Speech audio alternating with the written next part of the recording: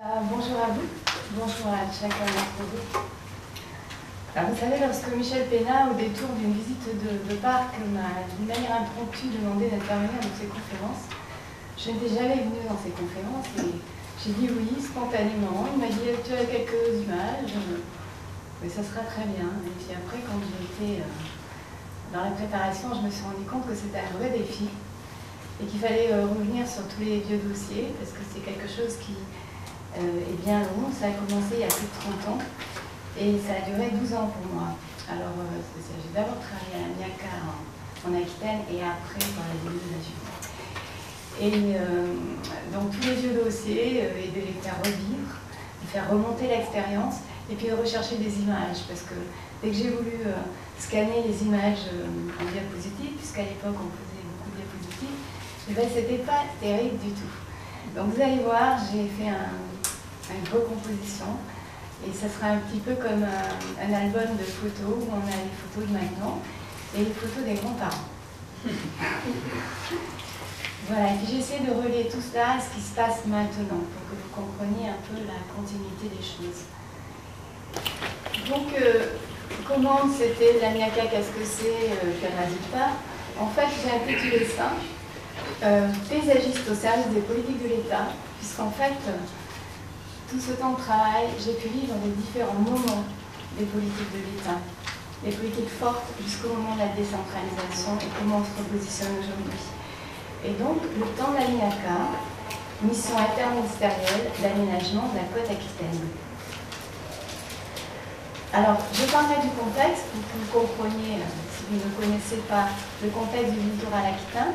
Puis après, la politique de la mission interministérielle d'aménagement de la côte aquitaine. Et après, je vous parlerai d'interventions paysagères sur les cas d'exemple pour que vous puissiez ressentir vraiment comment l'aménagement paysager a pu s'exprimer et puis comment il peut révéler tout le travail de mise en œuvre de l'aménagement qu'a fait la côte aquitaine. Et puis sur la fin, eh bien, je vous parlerai de comment aujourd'hui tout ceci se poursuit.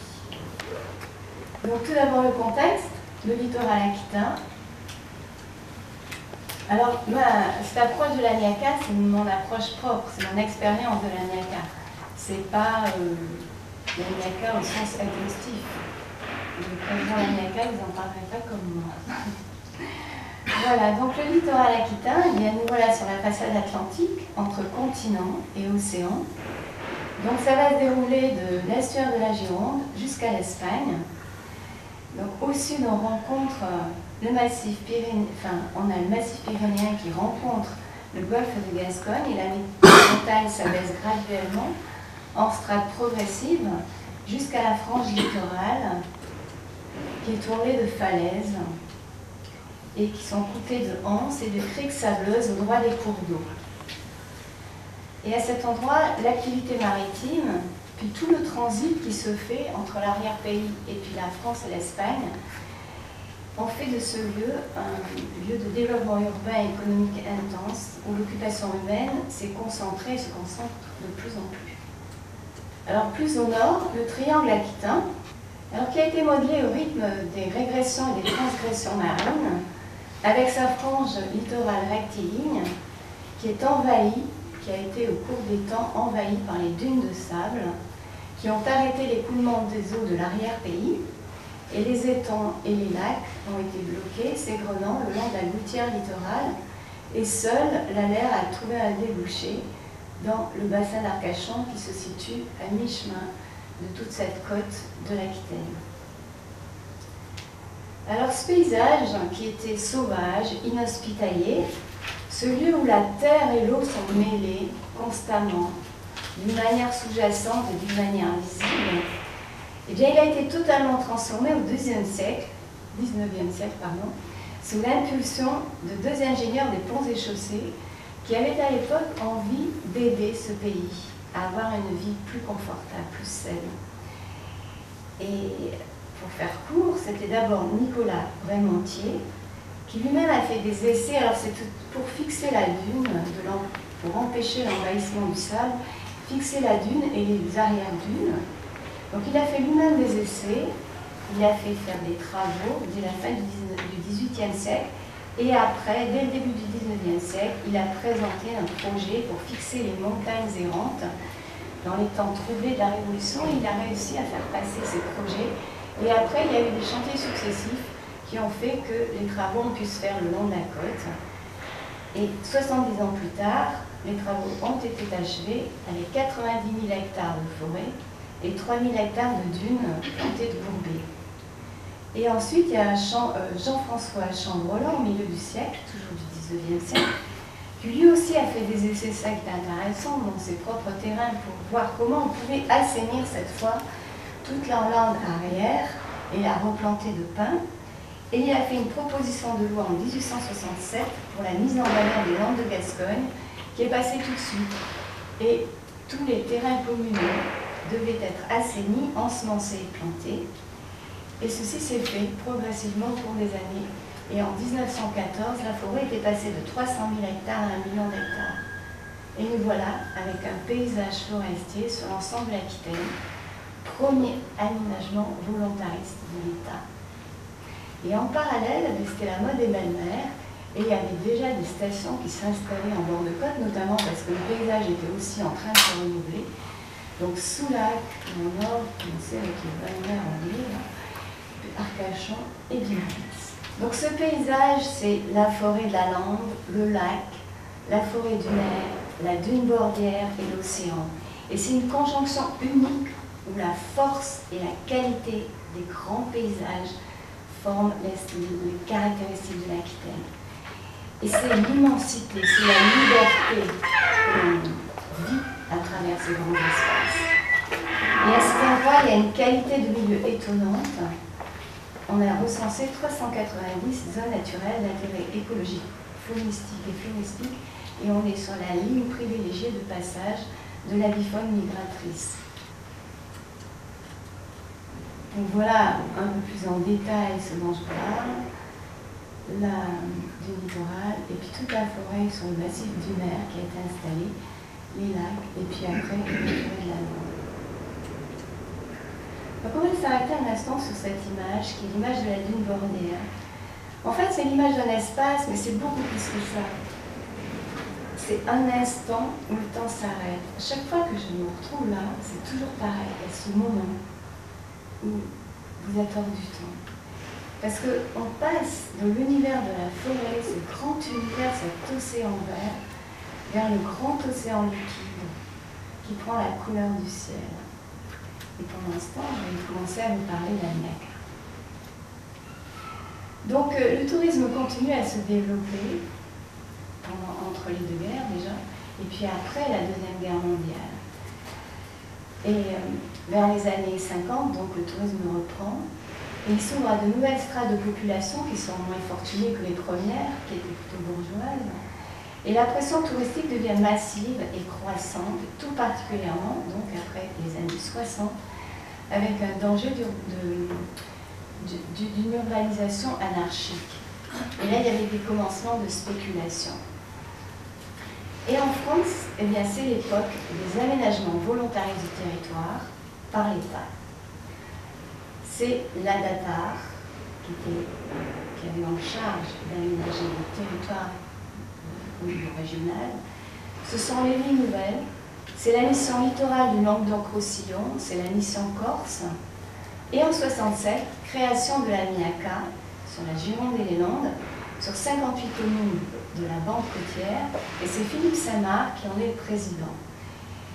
Alors pendant qu'il a travaillé sur cet aménagement, la mission, il y a plusieurs schémas qui ont été faits, qui n'ont pas trop abouti, et il a surtout préfiguré le parc naturel régional des Landes de Gascogne, qui est à la sortie, qui est le long des Lers, et la partie qui est à la sortie sur le bassin d'Arcachon, dans cette petite camargue, où les Lers rejoignent le bassin d'Arcachon, sur 22 communes.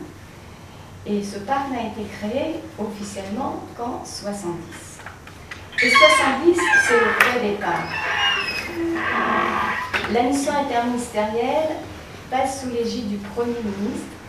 Elle a une ligne budgétaire spécifique et son président change, c'est Émile Biasini qui prend la commande de la mission.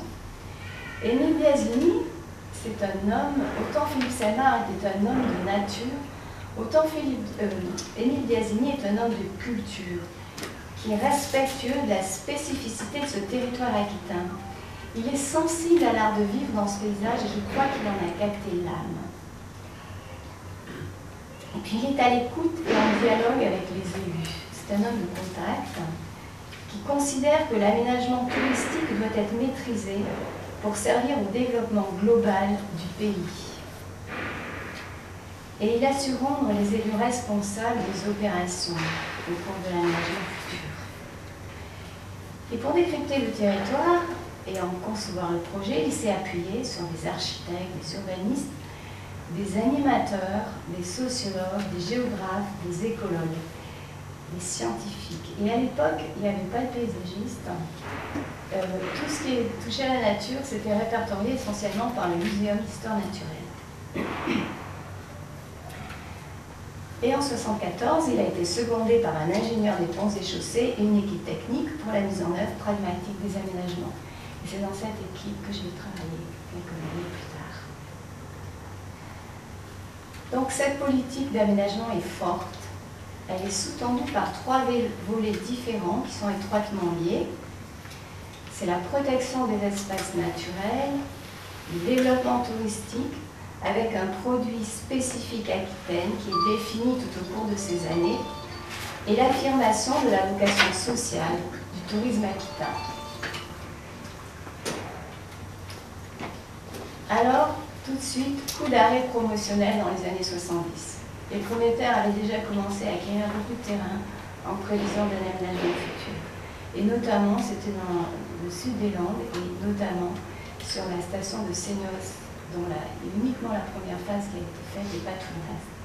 Ensuite, mesures de protection foncière très importantes.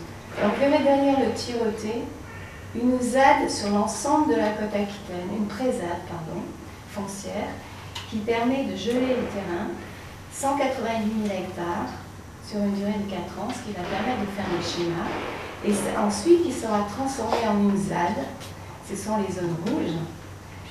Lorsque les schémas sont faits, on va affiner un peu plus et savoir quels sont les lieux sur lesquels il faut avoir les terrains obligatoirement, soit dans les zones d'aménagement, soit dans les zones de protection. Ensuite, des principes généraux d'aménagement très simples. Premièrement, une alternance d'unités principales d'aménagement, ce sont les zones qui sont en sombre, et on a 9 tout au long de Girondins, il y en a 3 autour du bassin, de 125 000 hectares, où il y a les unités, tout ce qui est équipement lourd, hébergement lourd, et puis on garde des secteurs d'équilibre naturel, qui sont des grands jardins où il y aura un respect de la nature et simplement des équipements légers, sur 265 000 hectares. Ensuite, tout l'aménagement devra se faire perpendiculaire au littoral pour ne pas déborder et esquinter toute l'approche sur l'océan. Et on va s'appuyer, troisième principe, sur les opérations existantes. Les bourgs en place et les stations, ça va être des greffes sur ce qui existe déjà.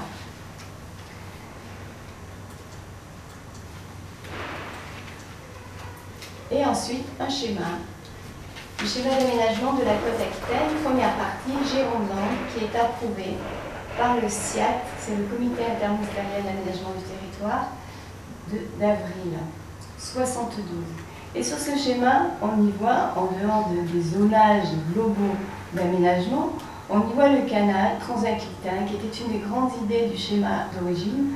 C'était pour faire transiter les bateaux, parce que la côte est assez dangereuse, tous les bateaux de plaisance de la Gironde jusqu'à la Dour. Et en fait, ce canal, il y a un essai de mise en œuvre et puis c'est pas fait pour des raisons financières, écologiques et techniques. C'était une grande idée du schéma. Donc un petit clin d'œil sur le PA3, c'est au droit de Carcan et de Lacanau. J'ai eu l'opportunité, quelques années avant, c'était en 71, de travailler en tant que libéral avec l'équipe qui travaillait avec Joseph Belmont, qui était l'architecte en chef de cette UPA, puisque pour faire ce schéma, dans chaque UPA, il y avait un architecte en chef qui a fait des études et un schéma d'aménagement. Donc je vous montre celui-là. Donc c'était un moment assez particulier, c'était un moment où il y avait tous les possibles, on fait du brainstorming et on voulait inventer des choses nouvelles et puis adapter au site.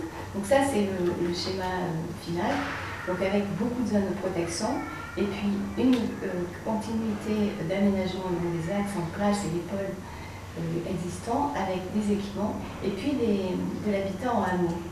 Donc voilà les principes, c'est-à-dire ne plus faire une ville concentrique, mais faire une ville éclatée avec des axes hiérarchisés et puis des pôles d'équipement au droit des axes et puis des hameaux après qui se desservent sur ces grandes lignes de dessert et puis tout un réseau de sites propres. Très innovant, on était au télésiège pour aller vers la mer, pour aller vers les lacs. Donc c'était un clin d'œil. Vous voyez, on essaye de développer l'aménagement tout au long des grands paysages, que ce soit de la forêt, passant par les lacs, la zone dunaire et puis la mer, et puis tout ce système de hiérarchisation des voies et d'installation, de l'hébergement et des équipements. Donc, en 1974, le schéma des Pays Basques et de la basse vallée de l'Adour est approuvé. Donc là, une recherche de travail beaucoup plus en profondeur sur l'arrière-pays. Puisque plus tard, la mission travaillera sur la vallée de la Soule, sur le pays de Sarre, sur Salzidéa, sur des itinéraires intérieurs.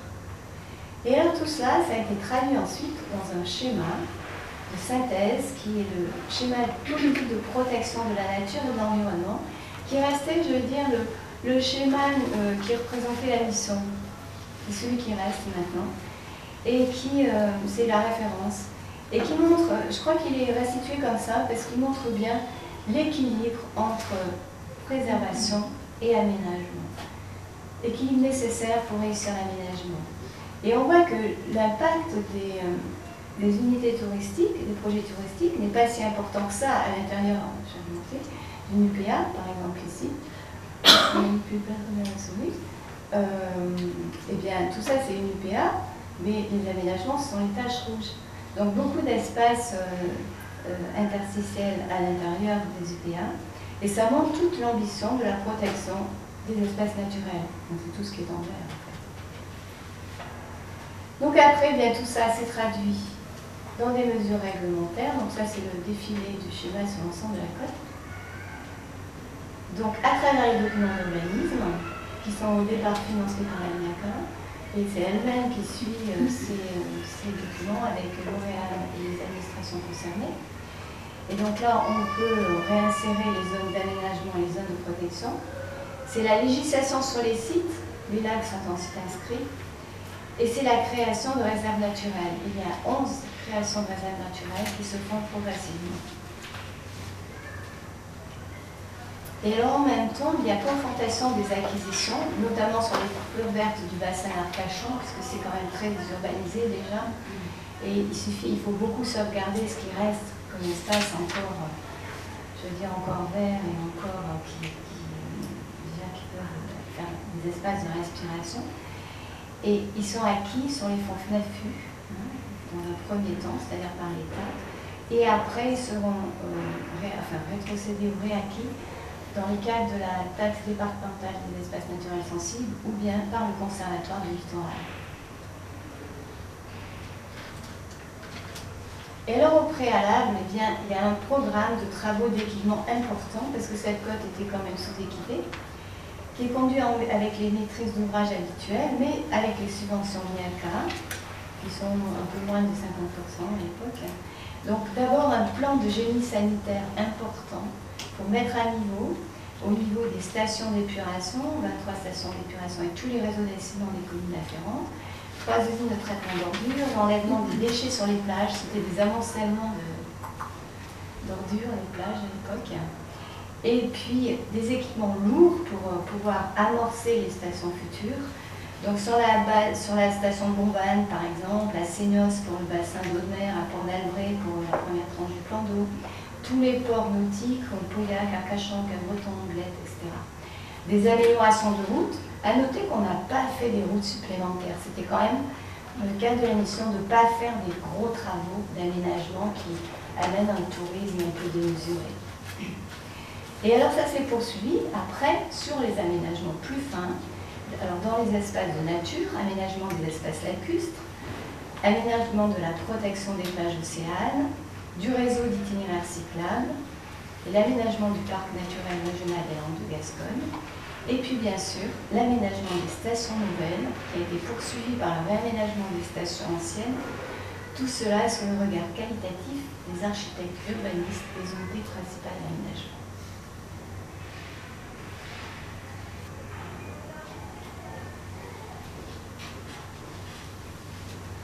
Alors c'est dans ce cadre de mise en œuvre de l'aménagement qu'interviennent les réalisations paysagères. Elles sont fortement conditionnées par les contraintes physiques du littoral. Et elles sont aussi le résultat d'équipes pluridisciplinaires, d'un travail pluridisciplinaire. Ce n'est pas simplement un paysagiste, c'est un paysagiste qui travaille avec toutes les équipes qui travaillent dans la mission, en interne à la mission et puis en externe. Vous allez le voir dans les 4 exemples que je vais vous présenter. Donc j'ai fait 4 catégories, mais ça c'est ma propre classification rétrospective.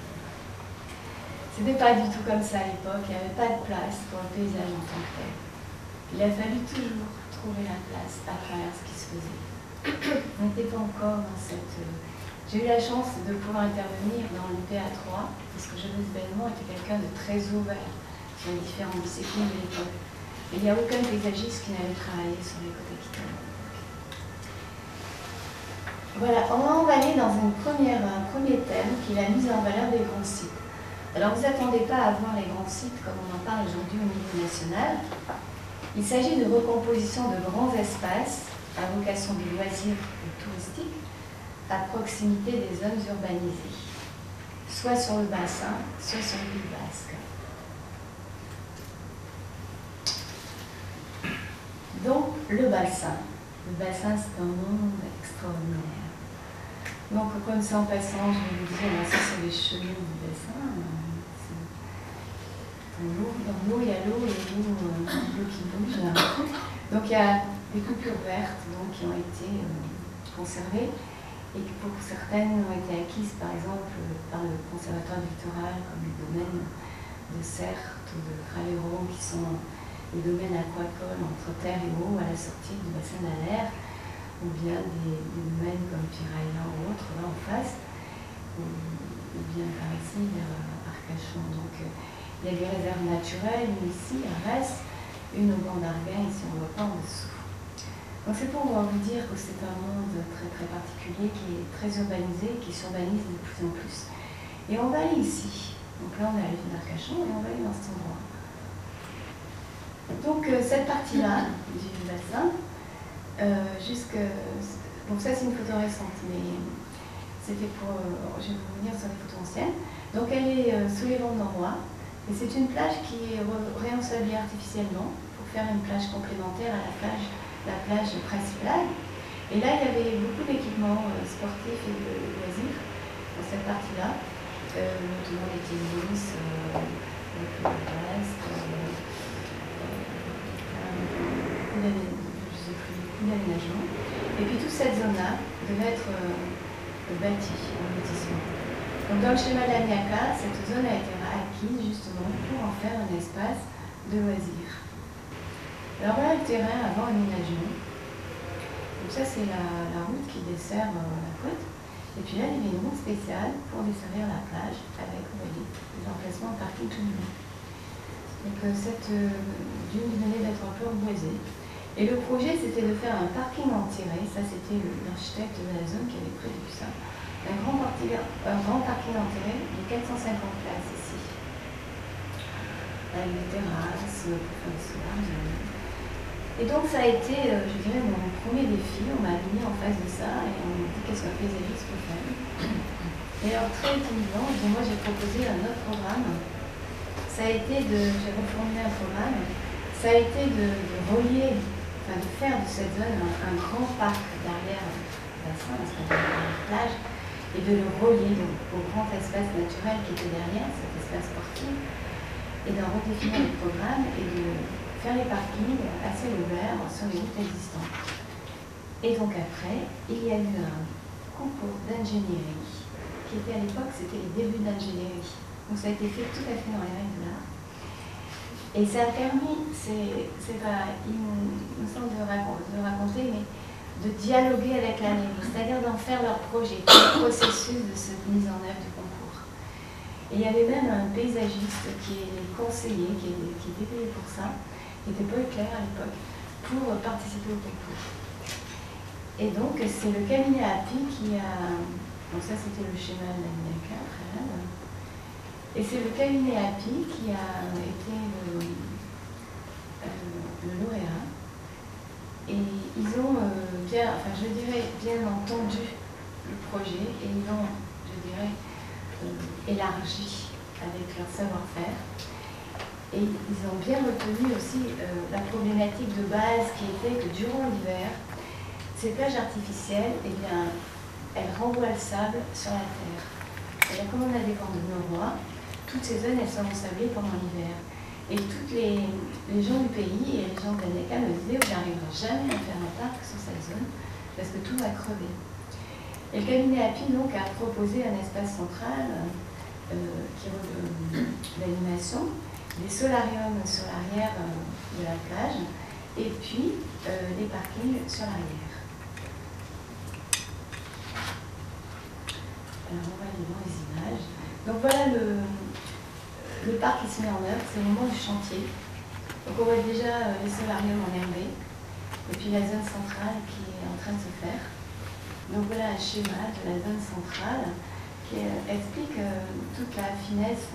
J'ai du mal avec ce dessous, une zone centrale où il y a un restaurant, des toilettes, et puis les jeux d'enfants, dans tout un jeu, on va y revenir, de terrassement.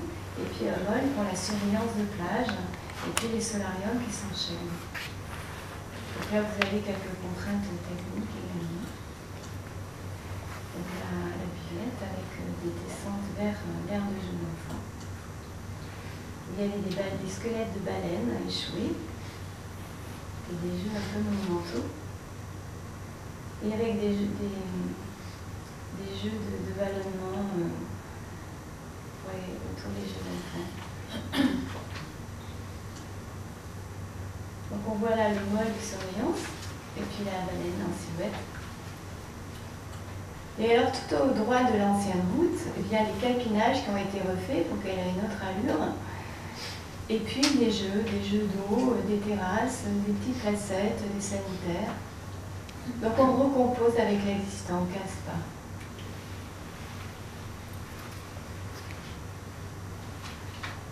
Les parkings donc, sont sur le haut de la dune et des descentes vers la plage. Alors un des principes qu'on va retrouver tout au long des aménagements de la côte, c'est de canaliser les gens pour qu'ils n'aillent pas marcher tous sens et qu'ils ne fassent pas dépérir la végétation.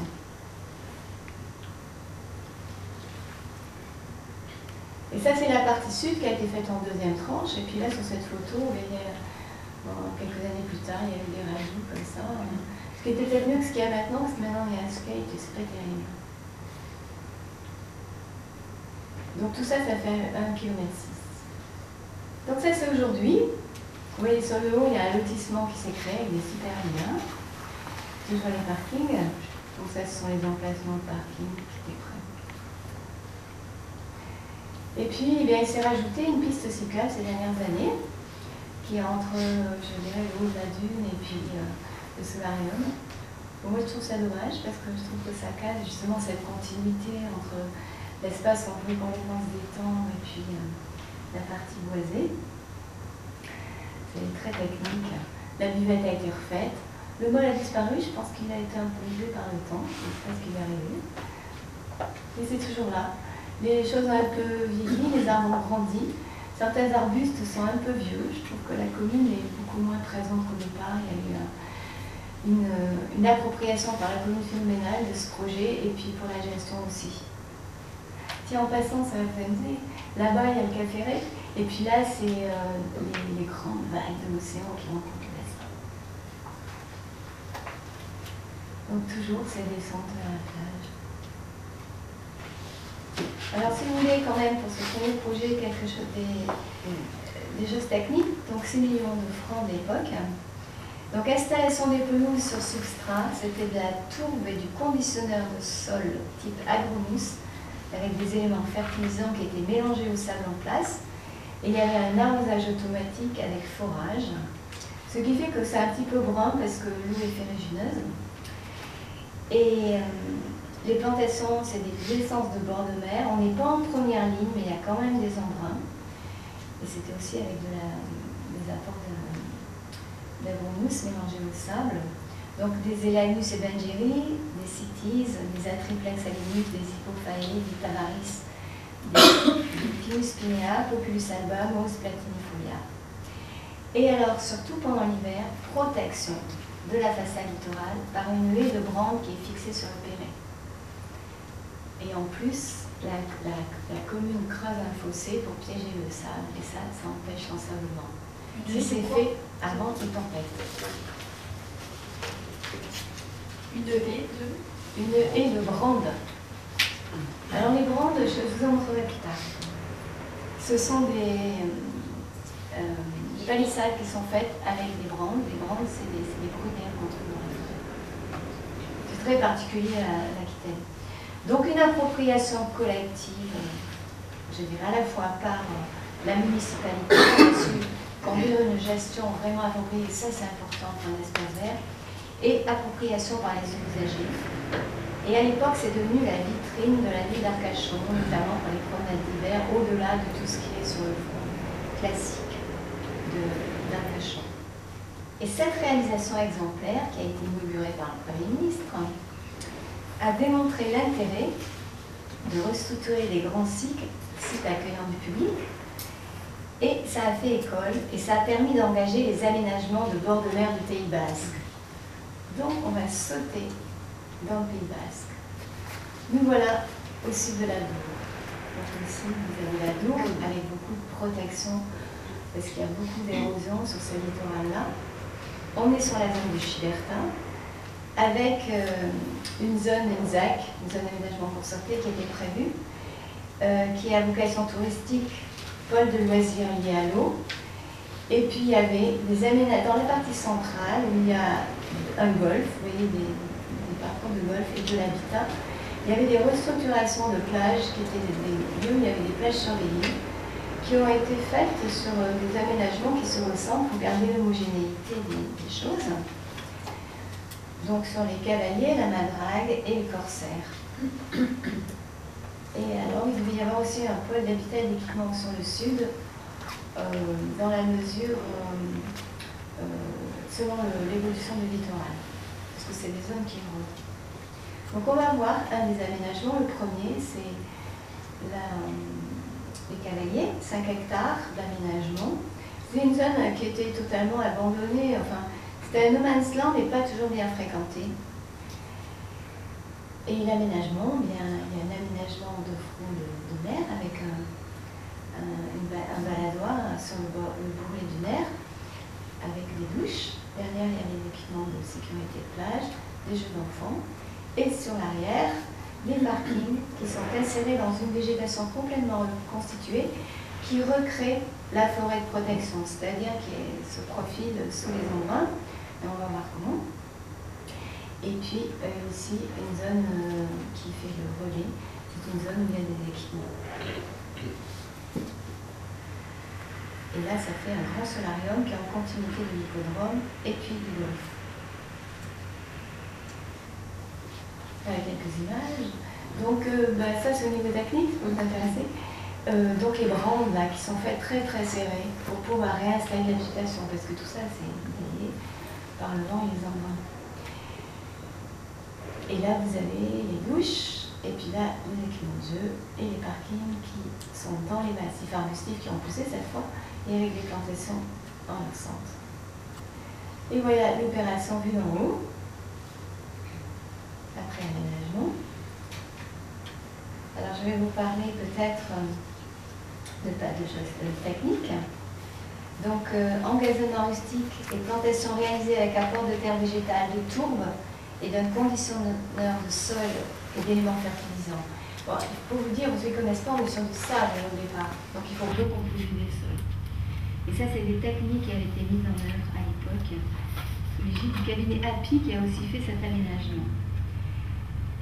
Donc les couvertures de sol sont les implantées par des paillages plastiques ou des écorces de pin pour mettre en œuvre et les arbustes et les plants forestiers, puisqu'ils étaient mis en mélange de 2 à 9 plants au mètre carré. Donc là, on a des oléarias, des éléagus, des baccharis, je passe tous les noms, des hypophaées, des buddléias, des sambucus, des tamaris, des pins de plusieurs sortes. Et arrosage uniquement à la mise en place. Et après, il a fallu mettre des arrosages pérennes sur les pelouses. Les bâtiments ici sont démontables et il y a des enrochements qui ont été confortés après parce que cette zone érode. Du coup, et notamment parce qu'il y a des épis et que ça érode derrière les épis. Et vous voyez, depuis, il s'est installé un centre de thalasso. Et puis là, il y a des aménagements, mais je ne peux pas te le dire parce que je ne connais pas. Ah, attendez, je vais vous montrer aussi que tout ça, ça s'est prolongé. C'est-à-dire qu'il y a des aménagements de bord de plage qui se sont prolongés tout au long du système côtier. Et on va descendre un peu plus bas, après Biarritz. Il y a un réaménagement d'une large coulée verte sur Montesson. Donc cette large coulée verte, elle englobe le lac de Moresco et elle vient jusqu'à l'océan. 250 hectares, qui est à la fois sur les communes de Biarritz et de Bidart. Donc il y avait une ZAC là aussi, qui est devenue, je dirais, au cours des études, elle a plutôt privilégié la vocation d'espace public et de loisirs. Au départ, ce n'était pas tout à fait ça qui était prévu. Il y a une étude préalable de paysage qui a été faite par Jacques Sgard sur toute cette zone, qui a permis de mieux prévoir, de faire des orientations d'aménagement pour prévoir les aménagements futurs, et notamment de prévoir l'aménagement de 2 plages, celle-ci et puis celle-ci, la plage de la Milady et la plage d'Ibarès-Morisco, et puis de prévoir des golfs. Donc ça, j'ai gardé cette photo parce qu'elle est ancienne. Et là, on voit que sur cette zone, c'était un lotissement qui allait partir. C'était plutôt enfriché, avec une ruine, ici un grand coup de pavot. Ici, on a la butte des Biarritz, avec un château, on va le voir en photo tout à l'heure. Et cette plage-là, des stades, des pots, avec une digue en bas. Alors aujourd'hui, voilà comment ça se présente. Donc le golf est en place. Et puis les plages ont été réaménagées à l'époque, donc la première ici, et puis la seconde en suivant. Donc je vais vous parler peut-être plus de cet aménagement de plage, c'est celui de la Milady. Première chose, c'était très fermé par une falaise et une digue. Et l'aménagement, il a prévu d'ouvrir la falaise, d'ouvrir sur l'océan, de faire une ampleur de vue sur l'océan et de prévoir une plage avec les aménagements d'accueil. Donc ce CD a été dévié et il a pu desservir des parkings, d'autres parkings qui se retrouvent ici. Et là, il y a une zone intermédiaire qui est enherbée avec les postes de secours et animation buvette, toilette. Et tout ça aussi, c'est fait avec des plantations d'arbustes et de baliveaux qui se raccrochent aux zones déjà plantées de la résidence qui était là, qui est très très prégnante, cette résidence. On va aller voir en photo. Je n'ai pas trop de photos actuelles là sur cette zone, je n'ai pas rénové, donc ça ce sont les parkings. On voit déjà que toutes les plantations arbustives ont bien poussé. Là c'est pendant les travaux. Donc vous voyez, c'est ouverture de cette falaise. C'est des falaises Marneuf, c'est des gros travaux avec des enrochements en pied pour protéger la falaise. Et puis à l'arrière, là-bas, il y a notre plage qui est en continuité.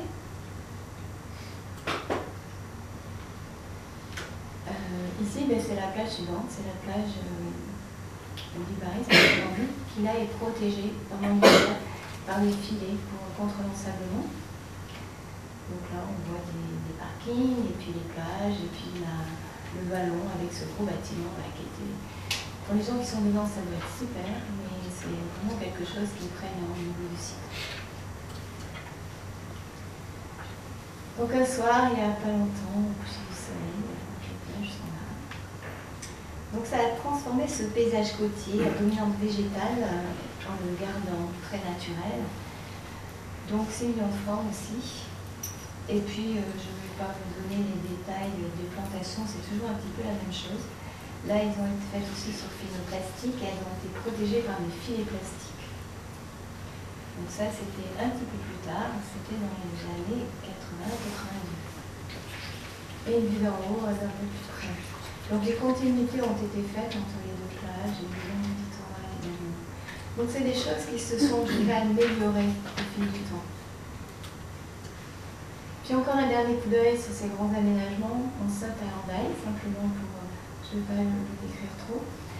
Ça c'est la Guidassoa. C'est avec un renflement là, qui est dans cette zone-là. C'est une zone qui a fait l'objet de grands travaux. Il y a eu tout un assainissement sur Chimoudi, c'est la baie de Chimoudi. Donc sur la zone Hendaye, ici on a la ville haute, là on a la plage d'Hendaye, avec dragage de cette partie de la Guidassoa qui était envasée, avec de grandes vasières. On en a gardé quelques-unes, on a fait une île reposoir pour les oiseaux. Et il y a eu réaménagement du front de cette zone. Maintenant le plan d'eau peut servir pour la plaisance, réaménagement du front bâti. Et ici, il y a eu des améliorations du port, la création d'un port de plaisance, tout ça, ça s'est fait dans le temps. Et puis la création de Socobujo aussi. Donc voilà, on va revenir sur le mail, avec 3 niveaux de circulation, piétons, cyclistes et voitures. Et on garde la vue sur le grand espace de plan d'eau et sur l'Espagne, et en faisant des aménagements qui sont à l'échelle des usages, avec des points forts au droit des rues latérales qui arrivent sur le mail.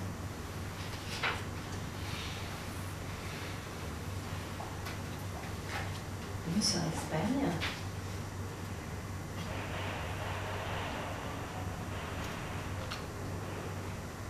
Donc là, c'est un aménagement lourd avec l'escalier.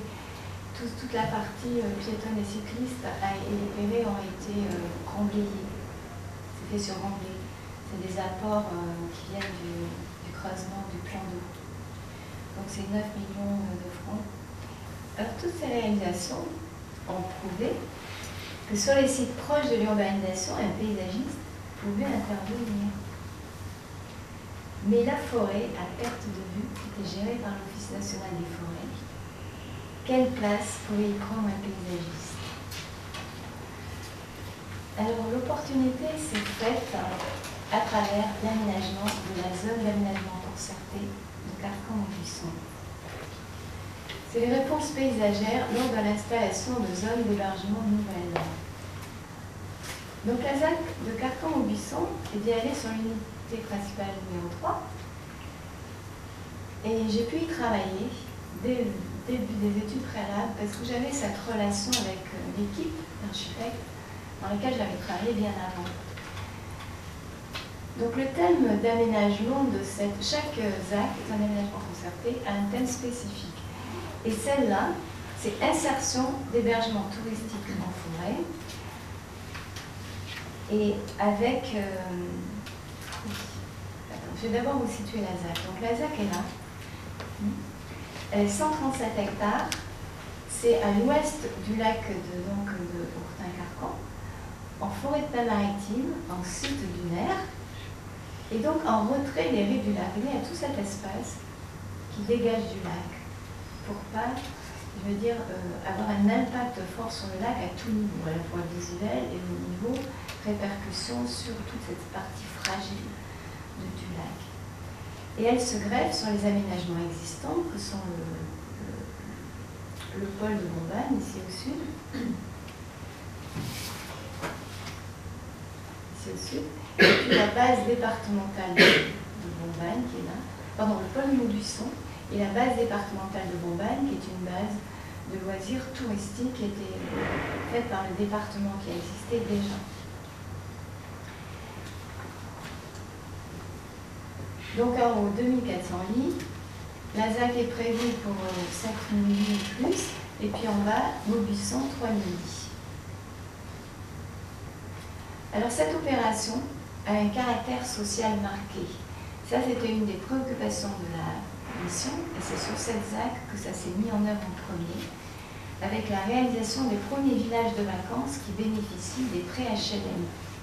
Il y a eu des montages très particuliers qui ont été faits pour réaliser cela.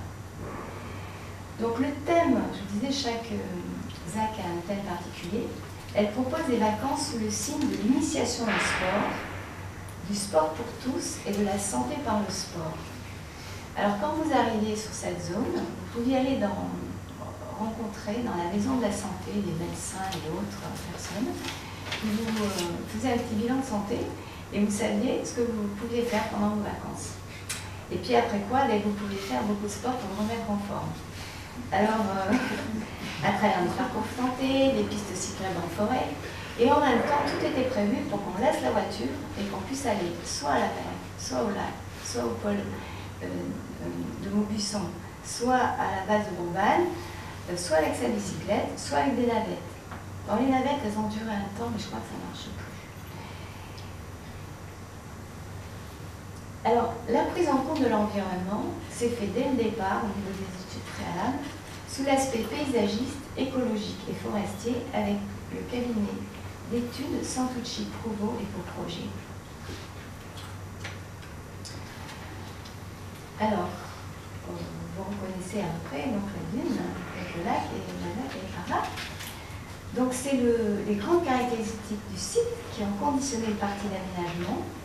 Et ce qu'on voulait, c'était rester dans une ambiance de bâti en forêt. Alors, les zones les plus riches, qui étaient le haut des pentes, le haut des dunes, la pente forte et la laine, ont été décrétées comme zones les plus riches qui devaient être préservées en priorité.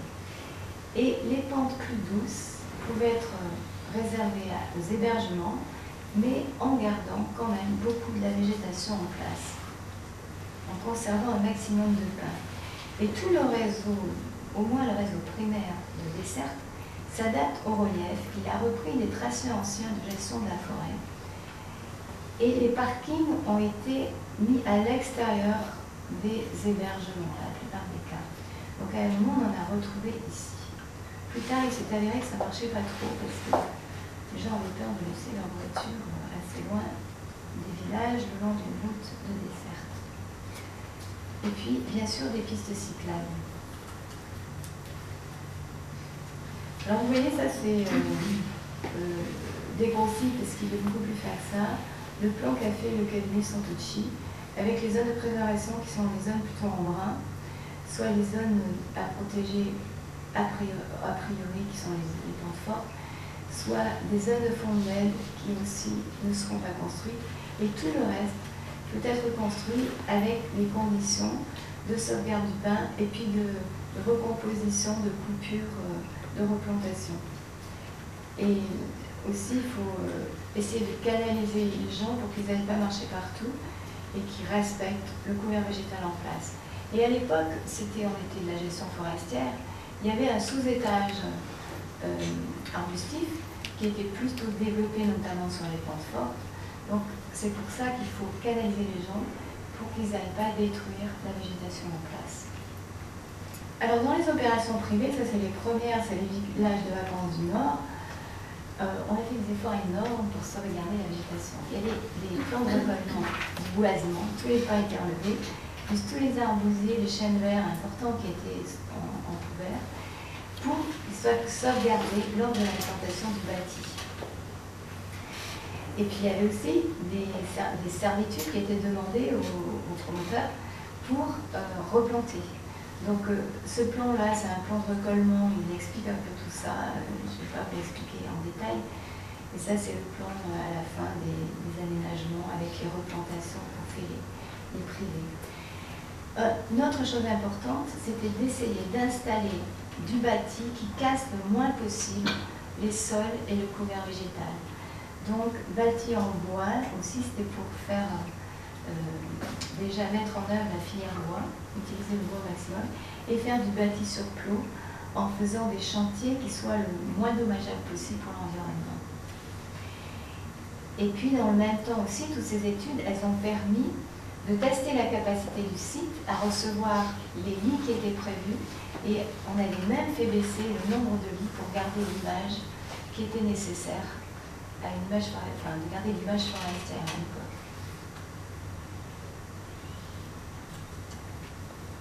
Donc voilà les villages.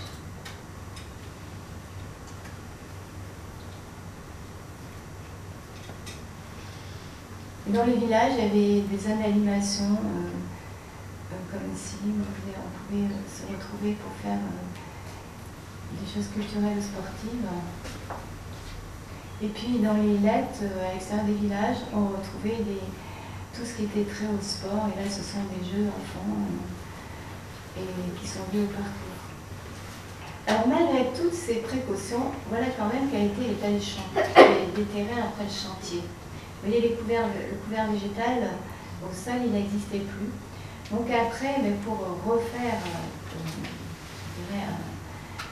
des extérieurs qui sont en accord avec l'usage et la forêt, eh bien, il a fallu faire des emmaisonnements rustiques, il a fallu faire des chemins sur lesquels les gens étaient canalisés et refaire des plantations. Donc on voit quelques années après, et notamment la végétation naturelle repart quand on la protège. Des plantations, c'est sur notre village. Plantation parking, sur un autre village encore. Et voilà, maintenant, c'est très récent, ce que ça donne. Donc des chemins pour canaliser les gens. Donc il y avait beaucoup d'escaliers sur les pentes.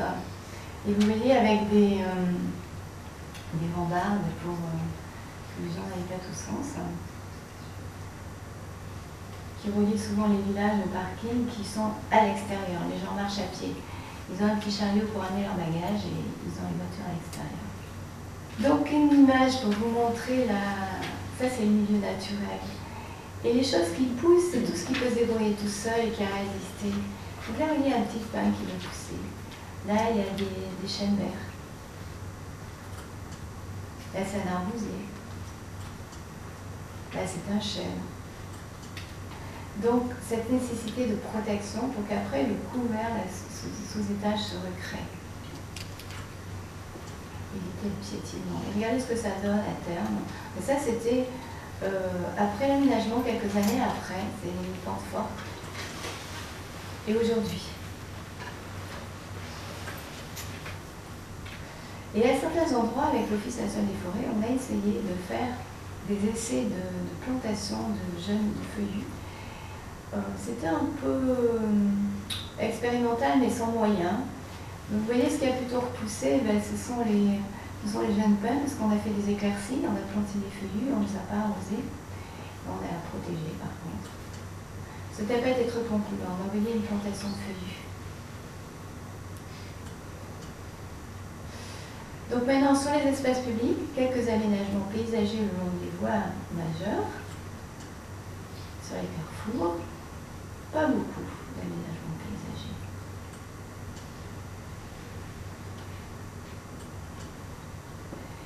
Et on va voir comment les aménagements paysagers essayent de raccorder la ZAC à son... Ça fait partie encore de la ZAC, il y a un village de vacances, au pôle d'animation qui est là. Et il y a toute une recomposition du front de lac, avec une plantation de mailles de pins maritimes. Avec des circulations piétons cyclistes. Alors maintenant, ça fait vraiment une ossature magnifique. Bon, de temps en temps, on recompose un peu au sol, mais cet aménagement avait été vraiment fait de telle manière qu'il puisse perdurer dans le temps. Et on arrive au pôle. Donc là, on y retrouve tous les équipements d'accueil de la station. Et puis il y a ici une halle qui a disparu, une salle d'animation, et puis les commerces. Et là, la maison de la santé dont je vous parlais tout à l'heure. Donc j'ai bien pris en photo, politiquement parlant, parce que maintenant elle est abandonnée, ça n'existe plus. Elle sert pour des activités culturelles. C'était des belles idées, mais qui n'ont pas qui était reprise tout le temps. C'était généreux. Et là, on va aller se promener le long du lac, puisqu'on ne peut pas y habiter, on peut quand même s'y promener. Et toujours une protection pour que les gens ne circulent pas partout. Donc c'est super. On voit la rive là-bas, la lande avec la forêt. Et alors ce sont des pentes très fortes. Et il y avait des vieux pins qui sont en train de tomber, donc des jeunes pins repoussent. Et souvent il y a le sous-bois qui prend la place d'Arbousier et de Chambert. Et là on a en dessous, on a le lac avec la rive ouest qui est beaucoup plus profonde que la rive est.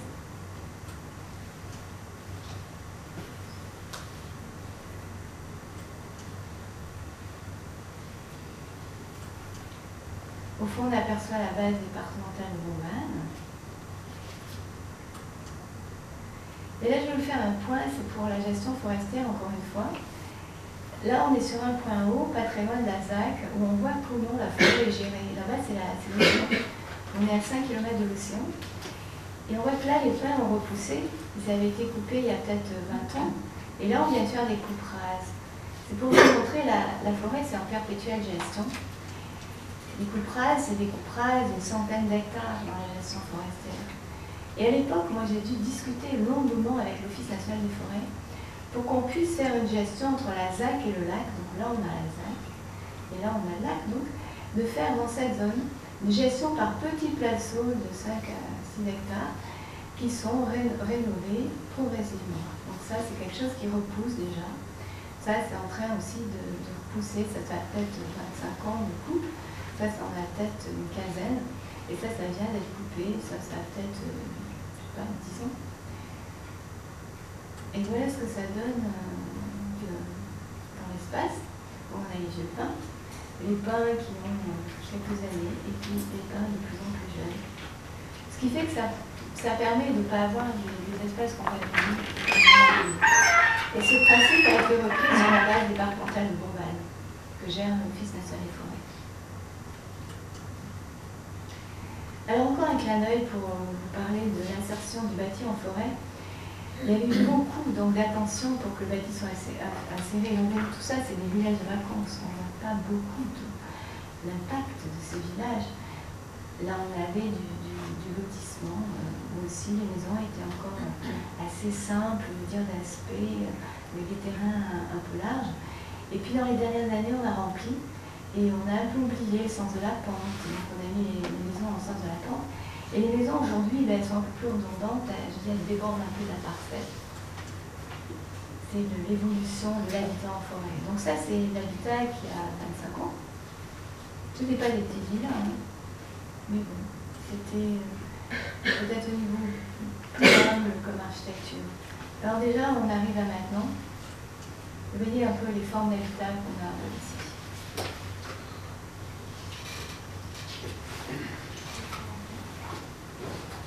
Donc c'était 6600 lits, la ZAC, et les travaux de plantation finaux ont été faits par le cabinet Herpy. Alors c'est des centres chics qui avaient commencé les études préalables. Et là on va sauter sur une autre ZAC que je trouve intéressante à comprendre. C'est la ZAC d'Ourtintor, qui a 55 hectares, qui est sur la rive nord-est du lac d'Ourtintor, de l'autre côté un peu plus au nord, qui n'est pas très loin du bourg, qui est au-dessus là-bas, et qui a été qui avait comme thème les loisirs des enfants et la pratique du nautisme. Donc loisirs des enfants avec une île de jeu, une maison de l'enfance, des maisons de jeu, bicross et poney club. Donc tous les équipements pour les enfants, liés aux enfants. Et puis pour la pratique du nautisme, un port de plaisance, un centre d'animation au sport nautique, et puis la plage. C'est l'UCPA qui gère le centre là.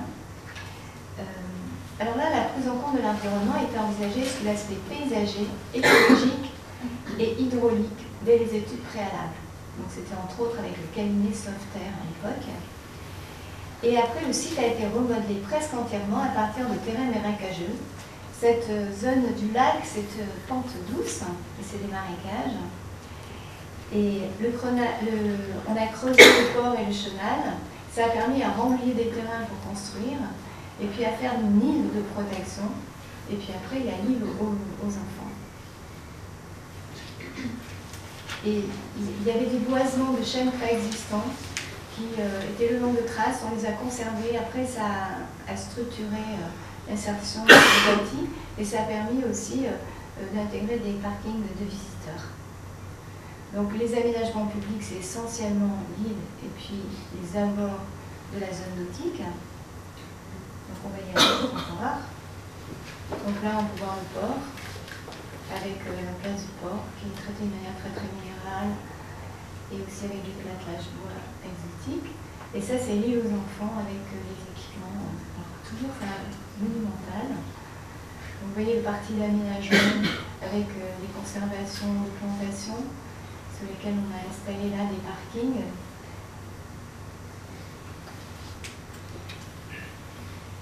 Les jeunes plantations, c'est une image du début. Les chantiers ne sont pas finis, il y a encore les gravements.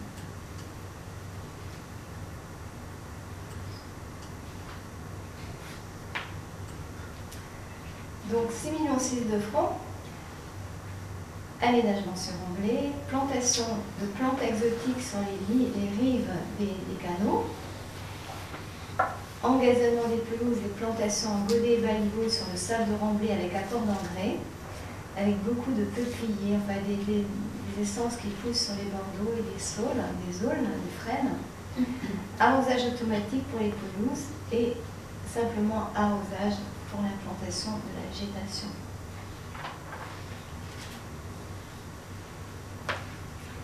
Alors ces aménagements qui sont importants, ces interventions paysagères n'ont pas été toujours aussi présentes sur l'ensemble des actes de la côte. Ça s'est parfois réduit à l'aménagement d'espaces verts structurants, notamment dans le département des Landes. Donc quelques images. Ici sur Port d'Albret. Donc Port d'Albret est construit autour d'un lac marin de 50 hectares. C'est une ZAC de 250 hectares, enfin il y a deux ZAC en fait. Ici il y a le bourg de Vieux-Boucau. Et le mail dont je vous parlais, il relie le bourg à l'opération Nouvelle. Il est de part et d'autre du canal du Boucau de Messanges, qui a été après canalisé pour traverser le lac et se jeter directement en mer. Et il est prolongé par des baladoirs le long des plages. Voilà le plan qui a été réalisé par le paysagiste Carsenac de Tormes. On a c'est à plusieurs étages, dans un circuit de commerce. Là, c'est une grande voie de passage avec une placette centrale et des passerelles pour aller sur la rive opposée. Et là, il y a une rive plus intimiste. Et puis de l'autre côté, c'est beaucoup plus paysager. Enfin, en verdure. Donc, quelques images. Là, c'est la zone commerciale.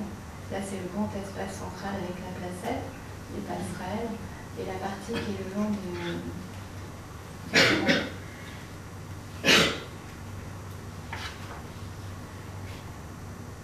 Alors, 5 millions de francs.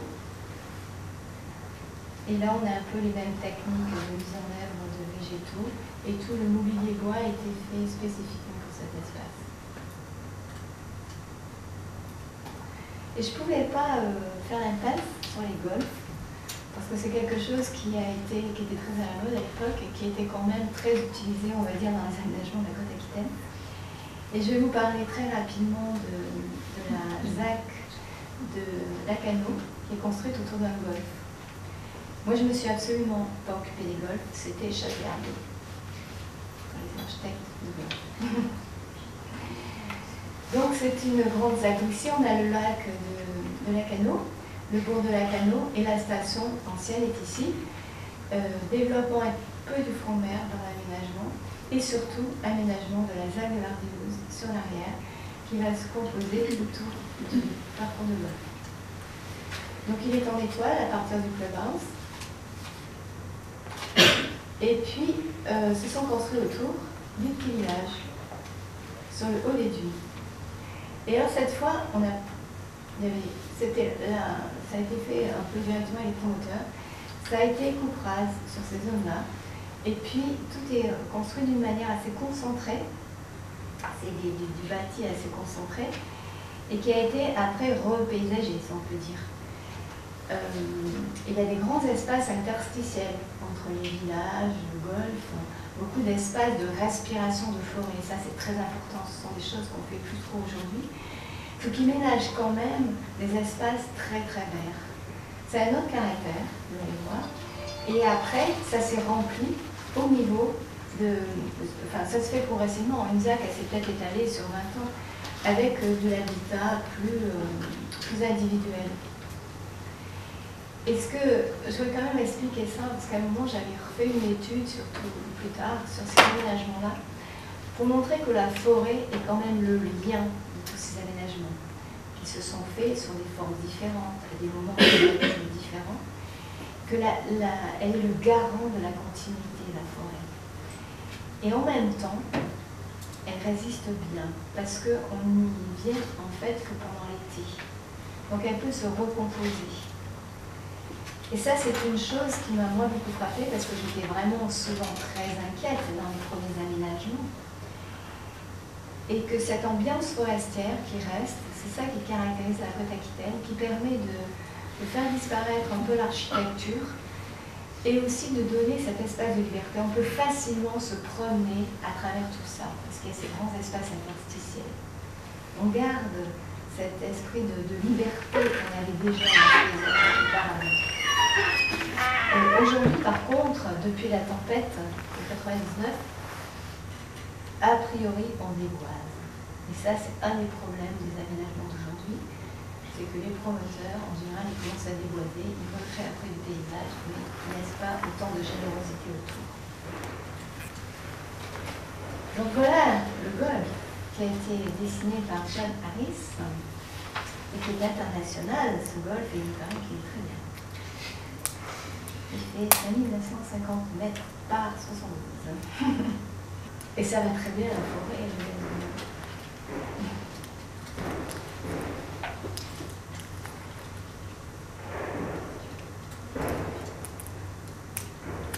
Voilà donc des hébergements qui sont à proximité. Et il y a eu 2/3 de lits à usage banalisé, c'est-à-dire en location, qui peuvent tourner. C'était une grande politique de l'ANIAC. Et c'est fait sous forme d'habitat groupé, c'est des semi-collectifs, c'est de l'habitat individuel collectif. Donc c'est participation au plan plage et au plan camping. On va rester dans l'aménagement quand même des espaces forestiers, des espaces naturels à travers ce chapitre. Alors ces deux plans, c'était des plans pour aménager les accueils de plage ou les campings sur la côte aquitaine. Ils étaient conduits par un chargé de mission en interne qui était architecte et urbaniste avec lequel j'ai beaucoup travaillé. On faisait un duo tous les deux sur ça. Ce qui a permis d'insérer l'approche, d'intégrer l'approche des sites à l'intérieur des projets et puis aussi de faire des éco-disciplinaires où étaient intégrés des paysagistes. Et on a tout d'abord parlé du développement des campings qui se case dans le développement général du tourisme social qui était très fort sur la côte et qui s'est exprimé à travers les villages de vacances et à travers les campings. Et le SIAT de février 1976 a décrété un plan camping qui a été mis en œuvre sur le département des Landes et de la Gironde afin d'accroître la capacité d'hébergement en camping de d'autre part d'améliorer la qualité de ces centres d'hébergement parce que c'était un peu tout sens. Ils étaient très bondés, les campings, ils n'avaient pas tous les équipements nécessaires et souvent, et notamment au bord du bassin d'Arcachon, les gens en faisant leur résidence secondaire, c'est-à-dire qu'ils avaient de l'habitat à plein temps. Et d'assurer leur bonne insertion dans l'environnement. Alors il y a 56 000 lits qui ont été créés de 1975 à 1983, dont un tiers à l'initiative de la MIACA qui en même temps aidé à gérer, à donner des instructions au camping privé. Oui, ce n'était pas que le camping privé. Alors ce plan a permis de restructurer ou de créer 20 campings municipaux et de promouvoir un camping de qualité adapté aux sites boisés et dunaires de la côte aquitaine. Donc c'était sur Graillon, Vendaïs, Luporge, Lèche-Clermont, Arès, Arcachon, Sanguinet, Saint-Julien-Borne, Pontex, Azur, Castex, Bias, Biscarrosse, Parentis, Mimizan, Seignos, Hautecor. Donc vous voyez, c'est sur l'ensemble de la côte. Et je vais vous montrer deux exemples, rapidement. Et ce qui était intéressant à l'époque, c'est que comme on travaillait déjà en duo au niveau de l'ANIACA, ce qu'on a essayé de faire à chaque fois, ça a été de créer dans l'équipe de maîtrise d'œuvre, une équipe pluridisciplinaire. C'est quelque chose qui n'existait pas à l'époque. Parce que le paysagiste, il ne pouvait pas tout faire. D'habitude, c'était les VRD qui intervenaient. Et puis, parfois, des architectes, si on voulait bien les appeler. Donc, on les a mis en place ensemble. Donc, c'était le paysagiste qui faisait l'étude générale en respect du site, qui faisait le plan d'aménagement général, et après l'architecte qui dessinait tous les bâtiments d'accueil et les sanitaires, et le bureau de VRD qui a installé tout le réseau de dessert. Donc on se retrouve sur la commune du Porge, qui est en secteur d'équilibre naturel, donc le bourg est là, et à 5 km, près de la mer, il y a le camping. Qui a été créé toute pièce, celui-là. Donc voilà. Donc le parti d'aménagement, eh bien, il tient complètement compte du site. Vous voyez par exemple, cette dune a été protégée alors qu'elle est à l'intérieur du camping. Il n'y aura pas d'aménagement ainsi que cette zone-là. Donc il y a un bouclage à partir de la zone d'accès centrale qui dessert l'accueil et tous les équipements. Et ce bouclage parcourt le camping dans les prés et il dessert toute une zone de caravanes ici qui sont regroupées autour de parking et de toilettes. Et puis il y a des branchements pour les caravanes. Et puis ici, sur la dune, il y a un regroupement de parking qui dessert les zones de camping libre, qui sont de part et d'autre de la dune, qui est protégée avec des sentiers piétons pour les replantations. Les replantations, ils sont bien sur ce plan, elles sont faites autour des équipements lourds. Donc c'est le paysagiste Carsten Lecton qui a travaillé sur ce projet. Donc là on voit des détails à la fois des zones d'équipement. Et puis par exemple ça c'est le regroupement de caravanes. Le point d'eau.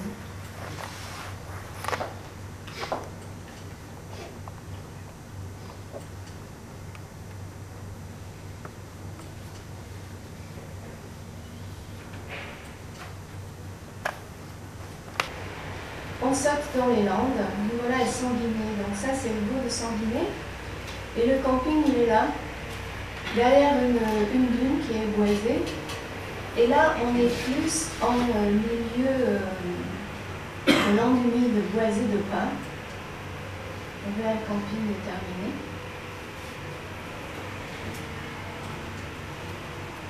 Alors le parti d'aménagement est différent. Donc là c'est la dune qui est devant le lac. Il y a un accès central qui a été très paysager, avec les équipements d'accueil et tous les commerces. Et puis après, il y a les boucles successives qui desservent les emplacements. Et c'est un parking en fleurs, un parking à fleurs, avec des desserts soit pour les tentes, avec des parkings centraux et des tentes qui s'installent autour, soit pour les caravanes.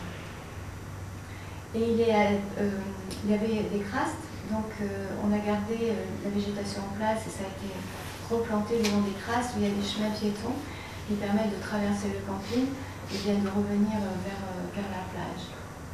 Donc vous voyez, tout ça, ce sont des emplacements de tentes assez naturels où on va à pied jusqu'à sa tente. Et sur ce camping, c'est Bigot et Bounin qui ont travaillé en tant que paysagistes. 755 hectares, donc. Et, non, pardon, 16 hectares, 550 emplacements productifs. Donc voilà quelques images du camping. Donc vous voyez, c'est un autre type de végétation, hein, on est plus en zone humide. C'est plutôt du peuplier blanc, du charme qui ont été plantés en baligo ou en touffe. et des choses beaucoup plus arbustives près des zones d'accueil, arbustives florifères. Et ça, ce sont quelques autres campings avec des détails d'aménagement. Parce qu'en fait, c'est les sanitaires qui marquent beaucoup dans l'espace, et c'est les abords des sanitaires, on fait des efforts autour de tout ça, pour que ça fasse des petites placettes, que ce soit des lieux accueillants et pas des lieux rébarbatifs. Et maintenant, je vais vous amener sur le bord de l'océan.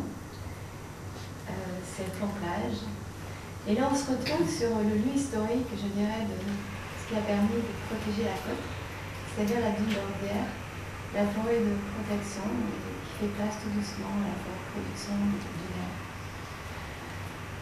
Et c'est un milieu qui est très fragile.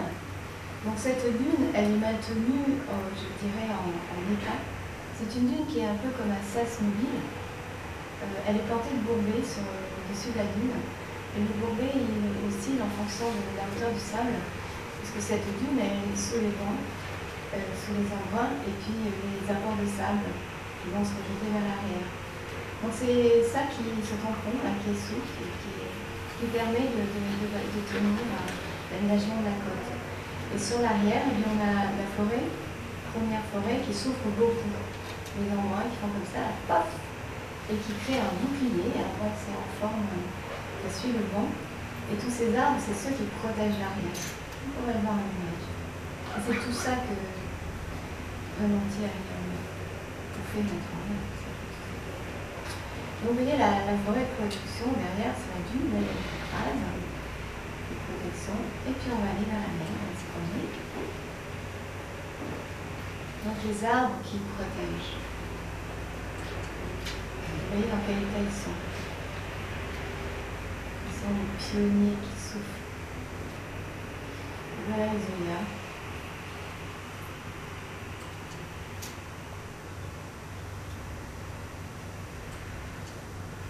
Et alors ça permet à une végétation naturelle de se réinstaller dans l'essor de l'hiver.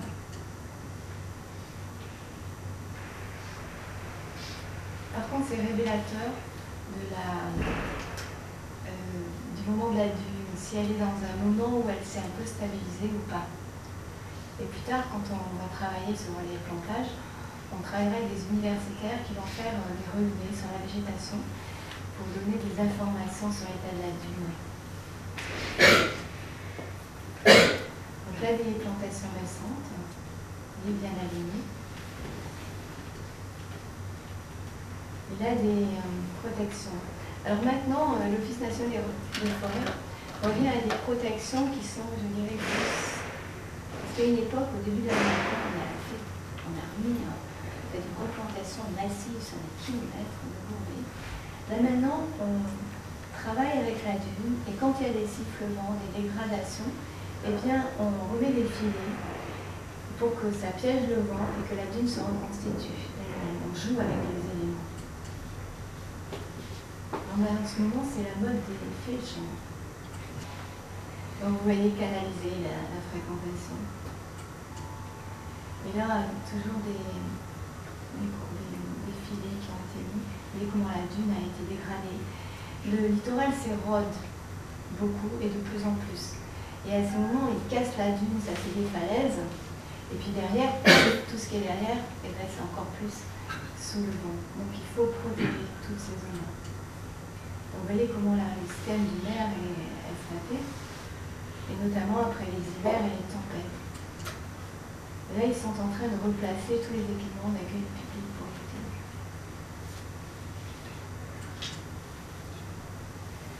Donc un exemple, on va au Porge. Donc le camping était là tout à l'heure. Et là, il y a le chemin départemental accède à ici, il y avait des concessions commerciales. Et il faut vous dire que tous ces espaces, il y avait déjà des places surveillées, mais les gens, ils marchaient un peu tous sens. Donc la dune, elle est escarpée partout. Et donc si elle est escarpée, après, ça tient pas longtemps. Et puis il y a des risques incendie. Donc il y a eu un plan plage tout au long des littoraux de la côte de la Gironde et des Landes. Et c'était pour éviter la dégradation et puis pour permettre des accès, des usages beaucoup plus sécurisants pour les usagers. Alors ce plan plage, si vous voulez, il est basé sur l'accueil, la sécurité et l'environnement.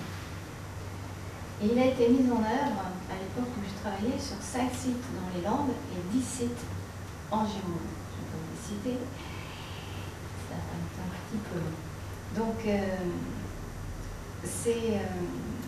ça concerne, vous voyez, quand on a un plan plage, on a un lieu d'accueil où il y a tous les MNS qui vont faire la sécurité des plages, puisque vous savez que c'est une côte très dangereuse avec des baleines, on voit très bien sur la photo, qui ont des courants qui nous emportent à l'extérieur. Il y a beaucoup d'accidents. C'est la sécurité incendie, donc il y a des voies DFCI, la défense contre l'incendie, qui sont faites, c'est des bouclages externes qui permettent d'évacuer s'il y a des gros incendies. Justement, sur cette zone, il y en a eu il y a quelques années. Et puis après, c'est l'accueil de plage. Donc l'accueil de plage, ici, c'est l'accès, il y avait des concessions commerciales et puis il y avait quelques parkings. Donc c'est la construction de 3100 places de parking au nord et au sud, après la forêt, la première forêt qui s'ouvre. Vous voyez plus dans la forêt déjà qui tient le coup. Et c'est aussi des aires de pique-nique, des pistes cyclables. On va voir sur le plan suivant. Donc on a une piste cyclable qui dessert l'ensemble de la zone qui se raccorde à un réseau beaucoup plus grand, et des chemins piétons canalisés. Essentiels. Donc là, sur cette zone, l'aménagement est fait avec l'Office national des forêts. C'est moi qui les ai aidés pour la partie qualitative. Donc sur la zone de concession de plage, toutes les dessertes voitures pour les commerces ont été rejetées sur les arrières pour piétoniser cette zone avec des placettes aux deux extrémités. Il y a du mobilier bois spécifique qui a été créé. Et donc ça c'est le plan ensemble. Les calpinages au sol ont été faits au rythme des concessions en place. Donc là, on voit les aménagements d'hiver et les recréations sur le milieu du mer, les parkings en forêt. Donc voilà les parkings en forêt. Donc ce travail avec l'ONF, ça a permis d'inventer des solutions d'aménagement nouvelles, notamment de travailler. Ça, c'est l'écorce de pin broyé qu'on réinstalle pour faire le support des parkings. Et donc, on utilise des matériaux de la forêt. C'est très rustique. Puis quand les débuts de printemps dessus, après, ça fait très très naturel. Et même au printemps, l'herbe y repousse. L'utilisation de mobilier bois, puisque c'est l'office lui-même qui met en place tout le mobilier. Donc, on a discuté. Ça, c'est à travers le chemin de fer qui ont été utilisés pour faire les bornes. Et puis on reviendra après sur la signalisation. On saute sur un autre plan plage, cette fois dans les Landes. Donc là, c'était aussi dans les 6 millions de francs, 5 millions 6. On est à Cal-de-Lemy, à l'Itémix. Donc là, en bord de plage, et vraiment sur la dune, il y avait déjà un parking. Il y a quelques maisons juste en arrière des dunes. Donc le réaménagement, là il y a un camping aussi, a consisté à recomposer avec tout ça. Et donc faire un accès, là c'est une voie unique qui fait aussi piste cyclable, qui va se boucler par ici pour repartir, qui dessert le parking qui était sur la plage qui a été relouqué. Et puis ici, la création d'un parking sur l'arrière de la végétation qui est inséré dans la végétation pour recomposer toute la masse végétale de l'arrière-dune. Ici, il y a tout un pôle d'animation et d'équipement, un grand pôle. Et les parkings sont en forêt derrière, ou ici. Et le camping a été repoussé pour pouvoir recomposer tout l'espace arrière-dunaire. Ici, il y a une zone de camping-car. Là, c'est le cabinet Vandenberg qui a travaillé en tant que paysagiste. Alors là, c'est pareil, il y avait des équipes à la fois qui étaient de VRD, des paysagistes, des architectes pour les superstructures. Et puis aussi, dans les équipes, il y avait quelquefois le département, quand il y avait une route d'accès départementale, l'ONF, quand c'était sur les lieux de l'ONF, Et des fois, on a associé l'université pour faire des recherches sur le milieu lunaire pour pouvoir recomposer sur la Dune, ou dans l'arrière Dune. Donc voilà des techniques de préservation pour recomposer la forêt, soit la forêt par semis, soit par plantation dans les zones plus sophistiquées, et tout le mobilier bois qui se fait sur les zones qui accueillent plus intensément le public.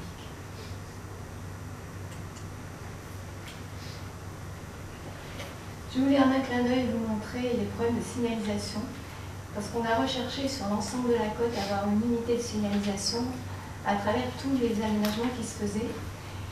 Et on a fait travailler un bureau d'architectes sur ça, et qui après, ça a été, il y a eu un cahier des charges qui a été décliné à travers les différents aménagements.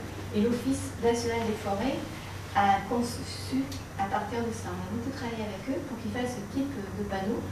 Alors, vous voyez, avec des fiches bois, c'est très bien fait, des planches qu'on peut enlever, remettre, et qu'il a utilisé sur l'ensemble de la forêt domaniale après. Et il peut remettre tous ces panneaux de toutes sortes qui existaient déjà ou qui sont créés a posteriori. Alors parfois c'est l'azuré, d'autres fois c'est traité à cœur, ça dépend. Donc là c'est près du parking à vélo, vous allez voir des pages. Toute une campagne pour faire connaître la fragilité de la dune. C'est ça, c'est dans le cadre de l'Office national des forêts a beaucoup progressé sur ces sujets. Et depuis, c'est eux qui changent le plantage. Et ça, c'est des très beaux panneaux. Alors en même temps, un modèle spécial pour les réserves naturelles. Pour le sentier du littoral. Et dans les actes, on s'est approprié à l'aménagement de chaque. Un petit mot sur les pistes cyclables, parce que ça caractérise beaucoup le littoral aquitain. On l'a eu, l'approche d'un plantage. Et elles viennent, à l'origine, il y avait des petites traces dans la forêt qui étaient en béton, qui servaient pour la gestion de la forêt. Du temps où on extrait la résine, il y avait des animaux qui paquaient en forêt, la vie était sur la forêt. Ces pistes cyclables, il y en a tout un réseau le long de l'aménagement de la côte. Il a été d'abord agrandi, il a été doublé, et puis après on a fait des pistes encore plus grandes. Et des pistes encore plus grandes proches des stations touristiques. Et maintenant, il y a un réseau énorme qui se poursuit et qui va bientôt être achevé sur l'ensemble de la côte.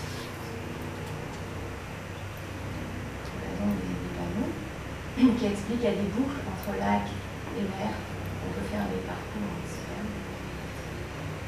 J'ai fait mes premières études de site sur les toutes petites pistes. Et voilà les panneaux qu'on a sur les pistes cyclables.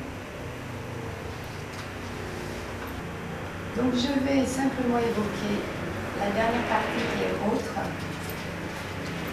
en vous disant qu'il y a eu d'autres ouvertures sur d'autres préoccupations, à travers des lectures paysagères territoriales sur le Pays Basque, une étude sur 3 communes sur un bon arcan Bassus-Sarine dès 78 a été terminée.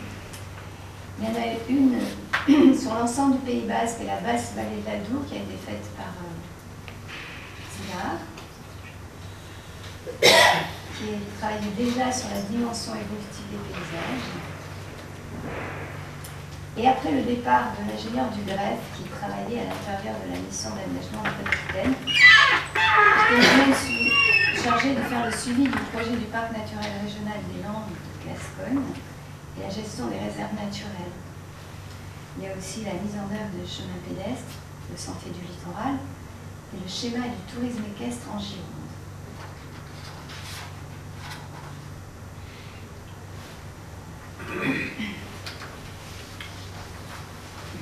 Alors, qu'est-ce que c'est devenu tout ça?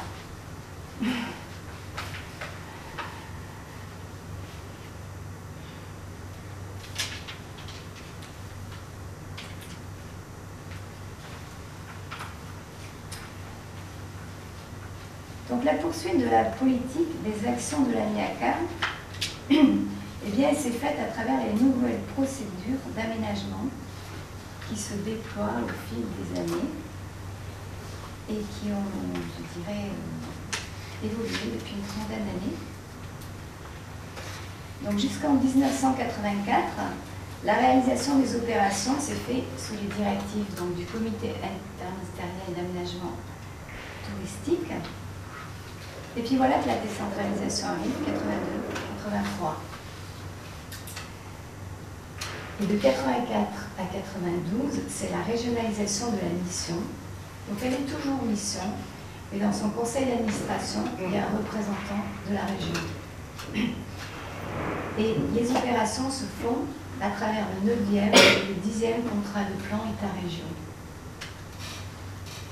En 92, c'est la fin de la mission. Par contre, il y a une poursuite des actions engagées à travers le 11e et le 12e plan État-région sous couvert du SGAR, qui est lui sous le préfet de région. Et là, ce qui se passe, c'est l'aménagement des actes touristiques, les équipements des stations balnéaires qui se poursuivent, enfin, tout ce qui était engagé et qui se poursuit. Et les protections environnementales, notamment à travers les pistes cyclables. Tout ça, c'est le réseau sur l'ensemble de la côte. Et puis les plans plages. Et puis en parallèle, il y a la loi littorale qui a été exprimée en 86. Alors la loi littorale, elle est de la même nature et elle est sur les mêmes principes, les mêmes impératifs de recherche d'équilibre entre protection et aménagement que le schéma de l'AMIACA. Et elle s'est appliquée progressivement, d'abord sur le littoral par département, et en couches successives, parce que la loi littorale, c'est un monument, et il faut du temps pour l'élaborer et après la faire prendre en compte un document d'urbanisme. Et dernièrement, sur l'estuaire de la Gironde. Alors vous voyez que les espaces remarquables, eh bien, ils protègent vraiment le littoral et les lacs, en grande partie. Je fais très simple. Hein. Parfois, la loi est plus restrictive. Par exemple, autour des lacs, aujourd'hui, on ne pourrait plus faire de marina, comme on en avait fait au bord du lac de la Canot. Et parfois, il faut aussi la moduler. Et notamment dans la rubrique hameaux nouveaux, parce qu'on ne peut pas dispatcher des hameaux nouveaux partout à cause des risques d'incendie. Donc après, elle est modulée sur chaque secteur. Et les politiques d'acquisition et de gestion se poursuivent. Donc à travers la taxe départementale des secteurs sensibles du département, sur les sites naturels remarquables et fragiles, le Conservatoire du littoral a une politique très forte et de plus en plus vaste sur la côte aquitaine. La réglementation et les inventaires des sites et des milieux d'intérêt écologique s'enrichissent.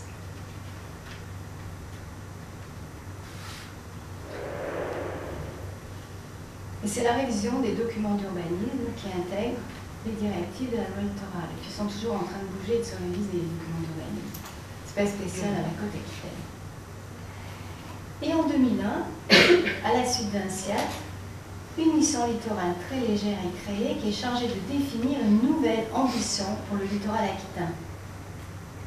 Parce qu'on s'est rendu compte que la décentralisation c'était très bien, mais qu'il y a beaucoup de choses qui se font au coup par coup et que ça manque d'unité, que ça manque notamment d'application de grands principes à un moment, ou de souvenir des grands principes.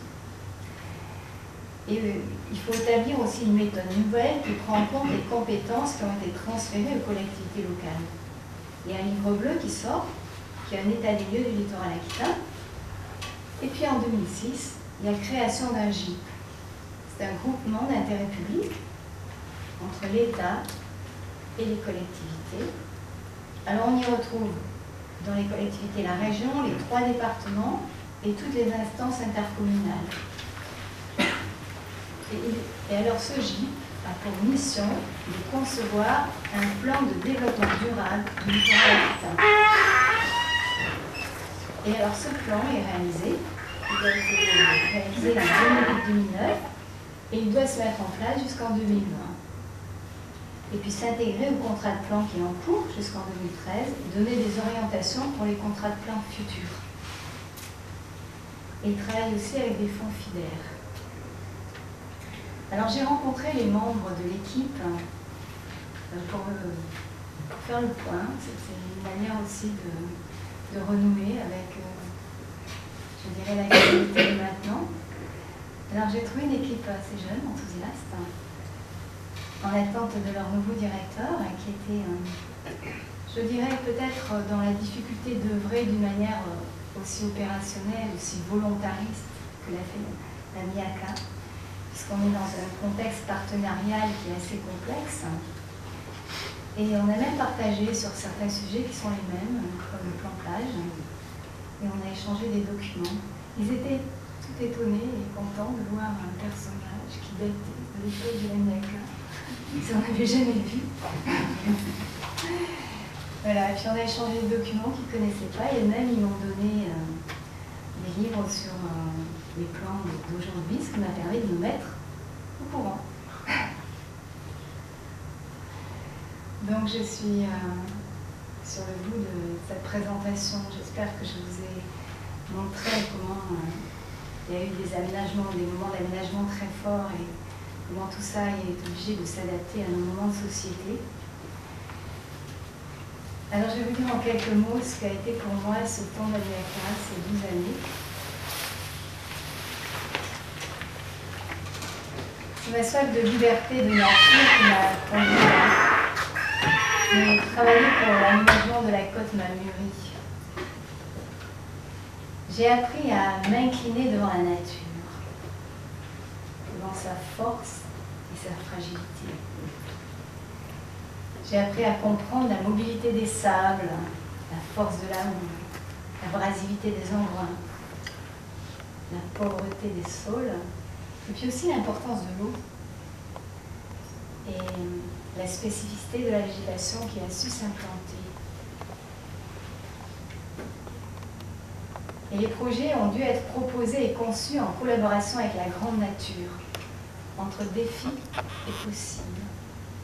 Et je peux vous dire qu'il y a beaucoup de nuits où je n'ai pas bien dormi, sur certains aménagements où il y avait des tempêtes, où il y avait des érosions sur la zone de Chimie, sur la zone en dessous de la Dour, et quand il y avait le sable qui envahissait le parc Pereire, qui était sur le bord, on envahissait le parc Pereire. Je crois que c'est jamais arrivé, peut-être une fois, mais il était très solide et ça tenait le coup.